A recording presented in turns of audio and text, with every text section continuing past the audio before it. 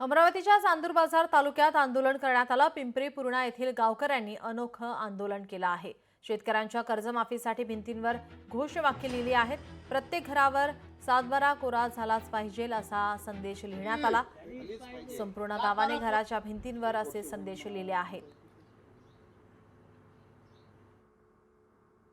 शेतकऱ्यांच्या सर्व गोष्टीवर सर्व मागण्यांवर पाणी फिरलं आणि मागण्या पूर्ण होतच नाही आहे। 1 वर्ष उलटून गेलं आणि मोर्चे वगैरे काढणं चालू आहे।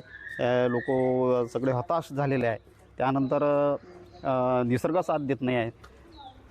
मग काय करायचं बा की सरकारनं तर आपल्याला आश्वासन दिलं होतं, मग त्याप्रमाणे का होत नाही आता? मग त्यासाठी सर्व लोकांनी एकत्र येऊन शेतकऱ्याचा एक पुढारी म्हणून कोणी दिसत नाही आहे, कोणी बोलायला तयार नाही, म्हणून आमचे आदरणीय बच्चू कडू यांनी पुढाकार घेतला आणि या शेतकऱ्यांच्या वतीने सरकारसमोर बऱ्याचशा म्हणजे मागण्या मांडल्या, आपलं उपोषण केले, तरीसुद्धा सरकारला जाग येत नाही। दादा, सत्तेवर येण्यासाठी काही पक्षांनी शेतकऱ्याचा बळी घेतला। बळी असा घेतला की आम्ही सत्तेवर आल्यानंतर तुमचा संपूर्ण 7/12 कोरा कोरा कोरा करू। त्यामध्ये अटी शर्ती कुठे टाकल्या नव्हत्या। तेव्हा हे सांगितलं होतं का समिती नेमू, हे पण सांगितलं नव्हतं, पण 7/12 कोरा एवढं सांगितलं होतं। त्यानुसार 1 वर्ष उलटलं, शासन बोलायला तयार नव्हतं।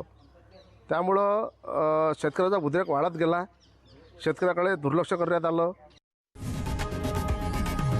लोकशाही मराठी ऐका, पहा, जागरूक रहा।